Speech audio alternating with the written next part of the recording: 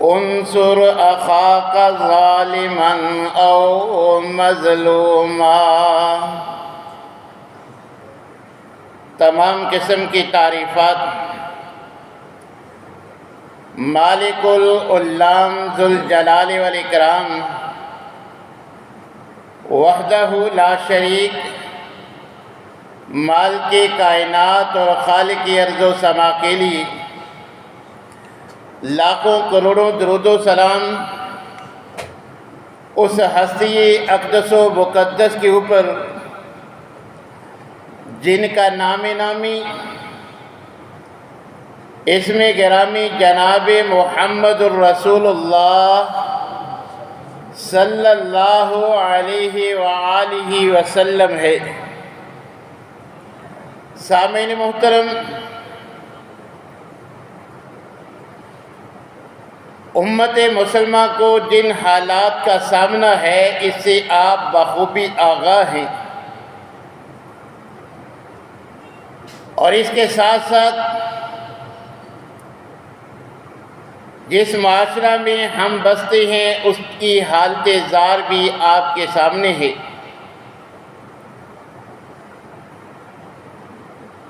اور گزشتہ سالوں کی طرح کہ جب فصلیں پک کر تیار ہیں تو ان دنوں میں آندھی اور طوفان، اور ایک دو روز پہلے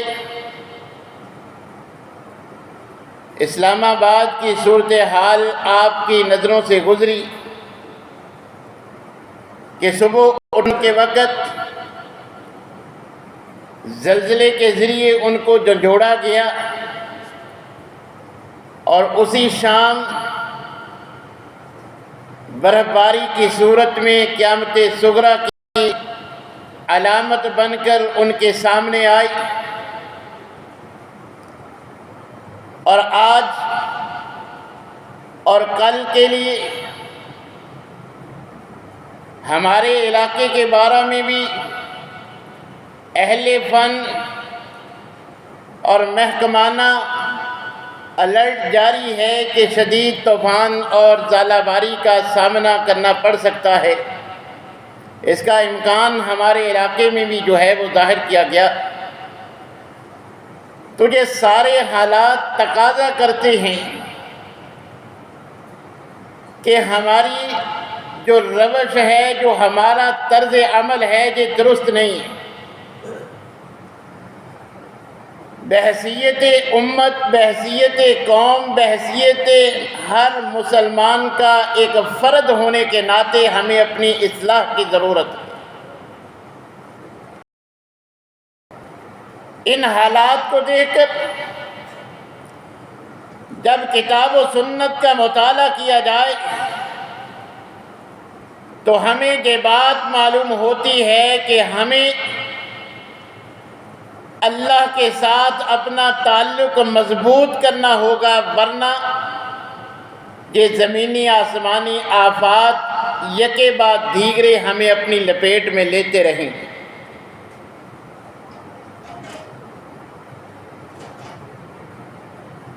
اور ان حالات میں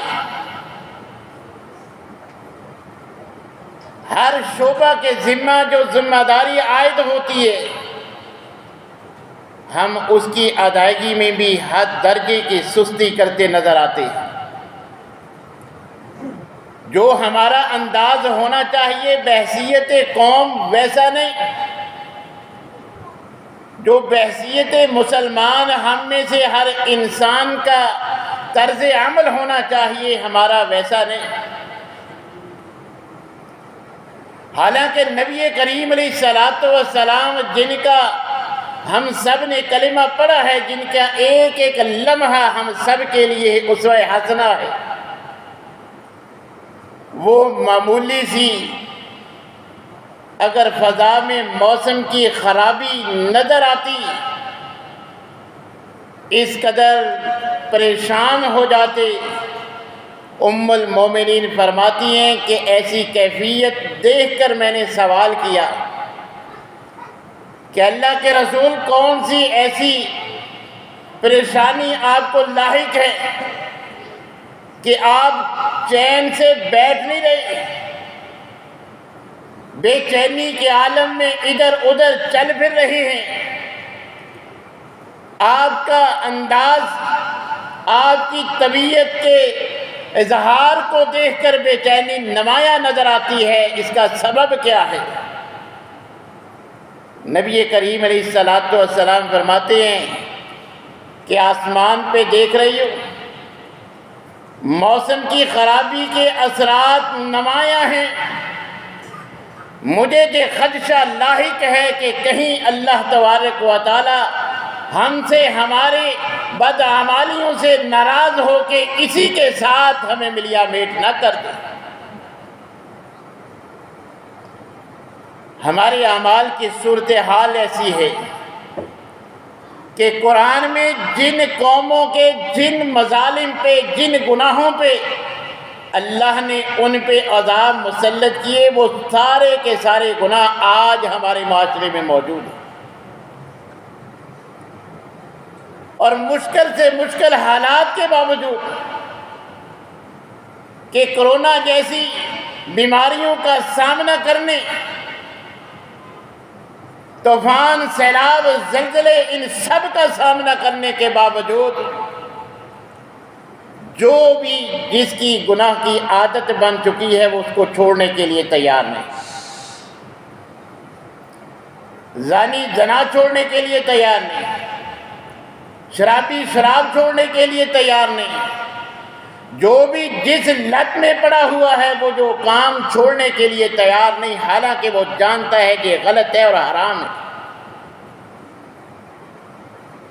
جبکہ ہمارا طرز عمل تو ہونا یہ چاہیے کہ جب بھی کوئی ایسی خبر پڑھے سنے، امت کی کوئی حالت زار کا ہمیں علم ہو، ہم میں سے ہر انسان کو یہ فکر دامن گیر ہونی چاہیے کہ کہیں یہ سب پہ جو مشکلات ہیں یہ میرے اکیلے کے گناہوں کی سبب تو نہیں کہ میں اتنے پاپ کرتا ہوں،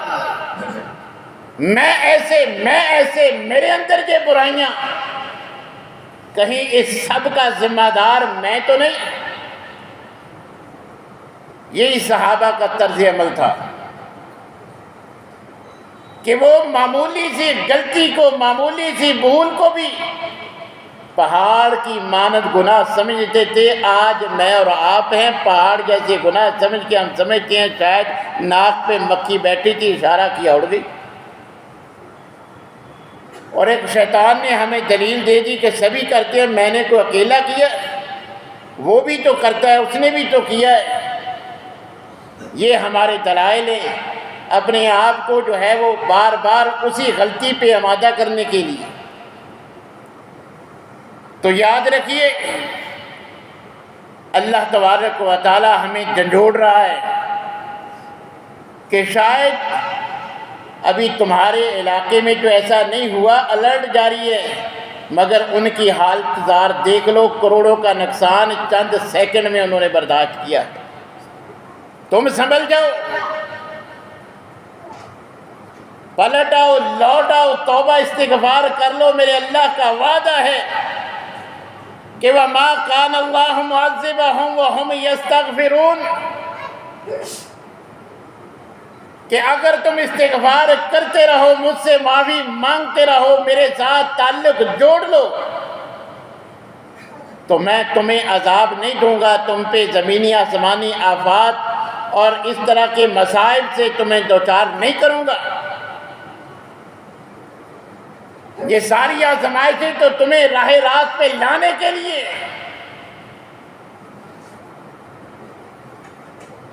اور اللہ تبارک و تعالی ہمیں توبہ کا حکم دیتے ہیں، موقع فراہم کر رہے ہیں، احساس دلواتے ہیں، حالات ایسے بنا کے کہ میرا بندہ توبہ کر لے، اور ساتھ اعلان بھی ہے توبوا الی اللہ جمیعا ایھا المؤمنون لعلکم تفلحون، کہ اب تمہارے نظر میں بھی حالات ایسے بن چکے ہیں کہ امت کو اجتماعی توبہ کی ضرورت ہے۔ تمہیں غیروں کے نقش قدم کو چھوڑ کر اللہ اور اس کے رسول کی اطاعت کی ضرورت ہے۔ تمہارے اپنے حالات، امت کے حالات، ملک کے حالات تقاضا کرتے ہیں کہ اللہ کے حضور گڑ گڑا کے سچی توبہ کر لو، کیونکہ اللہ کا وعدہ ہے وَمَن يَعْمَلْ سُوءًا أَوْ يَظْلِمْ نَفْسَهُ، جس سے کوئی برائی ہو جائے، کوئی ظلم کر لے، کوئی گناہ ہو جائے، کوئی خطا کر بیٹھے، کوئی نافرمانی سرزد ہو جائے، پھر وہ اس پہ اصرار نہ کرے کہ وہ جانے ان کا کام، ثم یستغفر اللہ، وہ فوراً جو ہے وہ گناہ چھوڑ دے، اللہ سے استغفار کرے، اللہ کے حضور گڑ گڑائے، اگر وہ یہ عمل کر لے گا یجد اللہ غفور الرحیم، وہ اللہ کو معاف کرنے والا پائے گا۔ نبی کریم علیہ السلام نے ترغیب دلانے کے لیے فرمایا تائب من الذنب کمن لا ذنب لہ، کہ غلطی اگر کر بیٹھے معافی مانگ لے ایسے ہی ہے جیسے وہ کیا ہی نہیں، اللہ نامہ اعمال سے اس کے گناہ کو معاف فرما دیتے ہیں، بلکہ اللہ تو اگر توبہ کی تمہاری جو ہے وہ جیسے اللہ کو ڈیمانڈ ہے ویسی صورتحال ہے، ان گناہوں کو اللہ نیکیوں میں بھی بدل دیتے ہیں۔ تو آج جن حالات سے امت اور ہماری پاکستانی قوم دوچار ہے، اس کا تقاضا ہے کہ ہمیں اجتماعی توبہ کرنی چاہیے، اللہ کے ساتھ اپنا تعلق مضبوط کرنا چاہیے، گناہوں کی روش کو چھوڑ کر گناہوں پہ بار بار اصرار کی بجائے نیک اعمال کر کے اللہ کو راضی کرنے کی کوشش کرنی چاہیے، تاکہ اللہ کی طرف سے ہمیں آزمائشوں، مصیبتوں، عذاب کی بجائے اللہ کی رحمتوں اور برکتوں کی برکہ ہم پہ برسے۔ اور اس کے ساتھ ساتھ کہ جب کسی مسلمان پہ کوئی مصیبت آتی ہے تو ہم پہ شرعی لحاظ سے یہ ذمہ داری عائد ہوتی ہے کہ ہم ان کی ہر صورت معاونت اور مدد کریں، ان کے مددگار بنیں، جس کی تفصیلی کتاب و سنت کی روشنی میں آپ جو ہے وہ گزشتہ خطبہ میں سماعت فرما چکے۔ مگر جو ہماری موجودہ صورتحال ہے کہ ہم غیروں کے اعلی کار بنے ہوئے ہیں، ہماری نوجوان نسل جن کو جو ہے وہ حالات کا ادراک ہی نہیں، وہ دشمن کی مذمت کرنے کی بجائے وہ ان کی توپوں کا رخ اپنوں کی طرف ہے۔ ایسا جو ہے وہ ماحول بن چکا ہے سوشل میڈیا پہ کہ غزہ کے معاملہ میں، فلسطینیوں کے دفاع کے معاملہ میں اسرائیل کی اتنی مذمت نہیں کرتے جتنی مسلمان حکمرانوں کی ہوتی ہے، مسلمان مذہبی رہنماؤں، لیڈروں کی کرتے ہیں۔ حالانکہ ان کی ہم نے عزت کرنی ہے، ان کے دستے بازو بننا ہے۔ ہم نے انہی کا جو ہے وہ مذاق اور انہی کی تذلیل جو ہے وہ شروع کر رکھی ہے، جبکہ بحیثیت مسلمان ہمارا اسلام ہمیں اس کی اجازت نہیں دیتا۔ اپنوں کی تذلیل کی بجائے اپنوں کو ہم نے متحد کرنا ہے، ان کے دست و بازو بننا ہے، مذمت دشمن کی کرنی ہے۔ ایک ظالم کے، ایک مظلوم کی مدد میں ہم اس ظالم کی بجائے اپنوں پہ جو ہے وہ خود ظالم بن کے ظلم ڈھا رہے ہیں۔ اور بعض جو ہے وہ پہلے ہی ایسے حالات کے منتظر ہوتے ہیں کہ امت کے غمخوار بن کے، ہمدرد بن کے وہ سامنے آتے ہیں، اپنی تجوریاں بھرتے ہیں، وہ بیچارے تڑپتے رہتے ہیں ان کے نام پہ، یہ اپنی جو ہے وہ دنیاوی طمع جو ہے وہ حاصل کر لیتے ہیں۔ تو ہمیں ان کا ساتھ دینا ہے، جیسے ہم دنیا میں ہر کام سوچ سمجھ کے کرتے ہیں، ویسے ہی ہم نے جو ہے وہ دیکھنا ہے کہ ہم نے جو ان کے ساتھ ان کی مدد اور ان کے تعاون اور ان کے دفاع کا انداز اپنایا ہے، کہیں اس کی زد مسلمان پہ تو نہیں پڑ رہی۔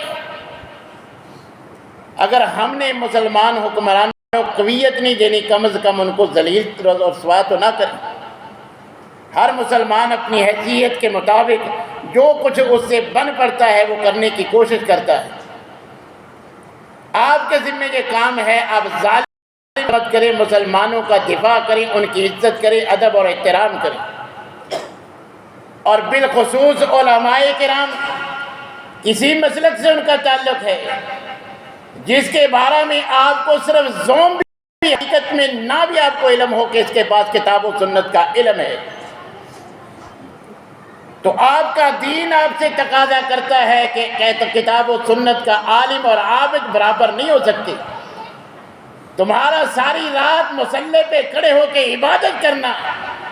جس کے پاس کتاب و سنت کا علم ہے اس کا سونا کے دونوں ایک برابر ہیں۔ کسی کا تمسخر اور مذاق نہیں اڑانا کہ وہ آپ کو پسند نہیں تو آپ جو ہے وہ سوشل میڈیا پہ اس کی تذلیل کرتے پھریں کہ اس کا پتہ کرو کہیں اسلحہ لے کے جو ہے وہ غزہ میں نہ پہنچ گیا۔ طرح طرح کی جو ہے وہ ان کے بارے میں آوازیں اور الفاظ کسے جاتے۔ تو میرے بھائیو، یہ رویہ مسلمان کا نہیں ہو سکتا، یہ تو ہم غیروں کو خوش کر رہے ہیں۔ اور اسی طرح نبی کریم علیہ الصلوۃ والسلام نے فرمایا انصر اخاک ظالما او مظلوما، کہ ہم نے اگر کسی مسلمان پہ ظلم ہوتا ہے اس کی بھی مدد کرنی ہے، اور ظالم اگر کوئی اپنا ظلم کرتا ہے اس کو بھی ظلم سے روکنا ہے۔ اور اس معاملہ میں بھی ہم سستی کرتے ہیں کہ معاشی بائیکاٹ کی آڑ میں جو اپنے معاشرے کے ناسور ہیں ہم ان کی تقویت اور ان کی تشہیر کا ذریعہ بن جاتے ہیں، کہ جو اپنوں کا خون چوستی ہیں جو ان سے بھی بدتر ہیں، کہ جن کا نہ معیار نہ مقدار نہ وزن، ہر چیز میں مسلمان ہو کے مسلمانوں کو لوٹتے ہیں، ان کو جو ہے وہ دھوکہ دیتے ہیں۔ تو اس صورتحال میں بھی ہمیں جو ہے وہ اگر ہم نے کسی کو جو ہے وہ موٹیویٹ کرنا ہے، کسی پروڈکٹ کے بارے میں کسی کو بتلانا ہے، تو ہماری ذمہ داری ہے کہ ہم تحقیق کریں، پھر بتلائیں بھئی یہ غیروں کی ہے اور یہ ہماری اپنی اسی مقدار میں اسی جو ہے وہ کوالٹی میں ہے، یہ بھی اسی طرح ہے مگر اس سے کم قیمت میں دستیاب ہے، ہمیں یہ خریدنی چاہیے۔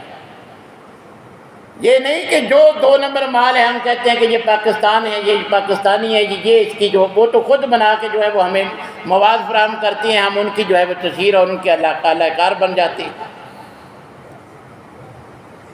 اور اسی طرح یہ جو تاجر برادری ہے اس پر ایسے حالات میں ذمہ داری آتی ہے کہ یہ ہمارے مسلمان جو تجارت سے وابستہ ہیں، یہ سارا قصور ان کا ہے کہ ان کو جگہ ملی ہے، کہ مسلمانوں کی پروڈکٹ پہ صرف دعوے ہوتے ہیں، حقیقت کچھ نہیں ہوتی۔ اس لیے وہ چیز خریدنے پہ ہمارے معاشرے میں بسنے والا مسلمان جو ہے وہ مجبور ہو کے وہ خریدتا ہے۔ اگر ہم مسلمان اشیاء بنانے والے معیار اسی طرح دیں جیسے ہمارے دین نے ہم سے تقاضا کیا ہے کہ مقدار بھی پوری جیسے اوپر لکھی ہے اور اس کا معیار بھی وہی جیسے اس کی قیمت کا ہم نے تعین کیا ہے، تو جب مقدار بھی پوری ہوگی، معیار بھی بہتر ہوگا، تو کوئی غیر مسلموں کی پروڈکٹ خود ہی نہیں خریدے گا۔ یہ تو ہم سے تنگ آ کر تاجروں کی کہ اس طرح بے ایمانی سے تنگ آ کر جو ہے وہ ان کو موقع ملتا ہے کہ ان کی پروڈکٹ جو ہے وہ بازار میں زیادہ بکتی ہے، کیونکہ لوگ جان چکے ہیں کہ وہ دھوکہ نہیں دیتے، ان میں ملاوٹ نہیں ہوتی۔ تو مسلمان کو ملاوٹ کا کس نے اجازت دی ہے؟ ہمارے دین نے تو دوسرے مسلمان کے بارے میں ہمیں آگاہ کیا ہے کہ یحب لأخیہ ما یحب لنفسہ، کہ کسی شعبے سے بھی کسی کا تعلق ہے، ہر بحیثیت مسلمان، ہر مسلمان کی ذمہ داری ہے جو اپنے لیے پسند کرتا ہے دوسرے بھائی کے لیے بھی اس نے وہی پسند کرنا ہے۔ اپنا نقصان کوئی بھی پسند نہیں کرتا، کہ میں کوئی چیز خریدوں اس میں مجھے لاس ہو، مجھے نقصان ہو، کوئی پسند نہیں کرتا۔ کہ میں پیسے زیادہ کر دوں اور مجھے اس میں جو ہے وہ کم جو ہے وہ مقدار ملے، یا میں ریٹ تو جو ہے وہ اعلیٰ نسل کا دوں اور میرے ساتھ دھوکہ اور فراڈ ہو، مجھے جو ہے وہ ناقص اور گھٹیا جو ہے وہ چیز مل جائے، تو کوئی بھی اس کو پسند نہیں کرتا۔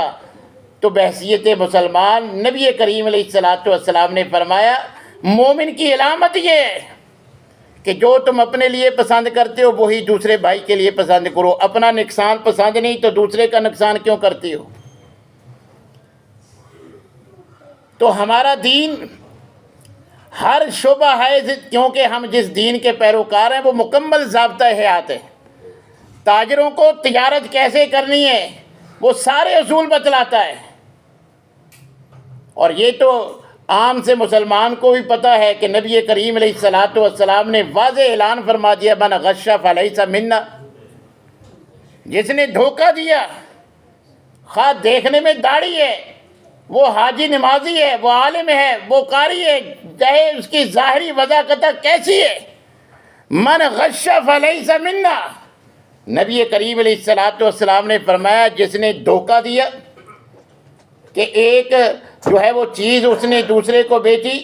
جتنی اس کم تھی یا اس کا معیار کم تھا، یہی دھوکہ ہے۔ اور یہ کام کرنے والے کو زبان رسالت سے آپ نے فرمایا فلیس منی، وہ میرے ساتھ تعلق کا دعوے دار ہو سکتا ہے، نہ اس کا میرے ساتھ کوئی تعلق ہے، نہ اسلام کے ساتھ کوئی تعلق ہے۔ تو تاجروں کو بھی اپنا قبلہ درست کرنا چاہیے۔ ان حالات میں ان کی ذمہ داری ہے کہ یہود و نصارہ کے اسرائیلی پروڈکٹ سے بڑھ کر جو ہے وہ معیار دیں، تاکہ اب ان کو موقع ملا ہے، لوگ ان کی چیزیں خرید رہے ہیں، تو اب اگر ان کا معیار اچھا ہوگا، ریٹ جو ہے وہ مناسب ہوگا، تو ہمیشہ کے لیے جو ہے وہ دوبارہ بائیکاٹ کرنے کی ضرورت نہیں ہے۔ تو بہرحال ہم مسلمان ہیں، ہر کسی کو اپنی جو ہے وہ ذمہ داری کا احساس کرنا چاہیے۔ یہ جو ہمارے موسمی حالات ہیں، جو امت کے حالات ہیں، یہ تقاضا کرتے ہیں ہر مسلمان سچی توبہ کرے، گناہ چھوڑ کر جو ہے وہ نیک اعمال کرنے شروع کرے، اللہ کو راضی کرنے کی کوشش کرے، تاکہ ہم زمینی آسمانی آفات سے جو ہے وہ محفوظ رہیں۔ اور امت میں بھی جہاں بھی ظلم و ستم ہو رہا ہے، ہم ان بھائیوں کی جس انداز میں جو ہے وہ مدد کر سکتے ہیں ہمیں مدد کرنی چاہیے۔ اس کی ایک صورت آج آپ کے اہل سنہ والجماعت کے تمام گروہوں کی متفقہ جو ہے وہ ریلی ابھی 2 بجے جو ہے وہ پرانا چوک سے کلمہ چوک تک نکلے گی۔ ایمانی غیرت کا ثبوت دیتے ہوئے خود بھی اور دیگر دوست احباب کو بھی دعوت دیں اس میں ضرور شریک ہوں، اور ہر انسان اللہ کے ساتھ اپنا تعلق مضبوط کرے کہ اللہ ہم اس کے متحمل نہیں ہیں، تو ہمیں زمینی آسمانی آفات سے، زلزلوں سے، یہ اولوں سے، یہ برف باری سے، یہ طوفانوں سے اللہ ہمیں اپنی پناہ میں رکھ۔ ہم باز آ گئے، ہم اپنے گناہوں کی معافی مانگتے ہیں، سچی توبہ کرتے ہیں، اللہ تو ہم سے راضی ہو جا۔ وآخر دعوانا الحمدللہ رب العالمین۔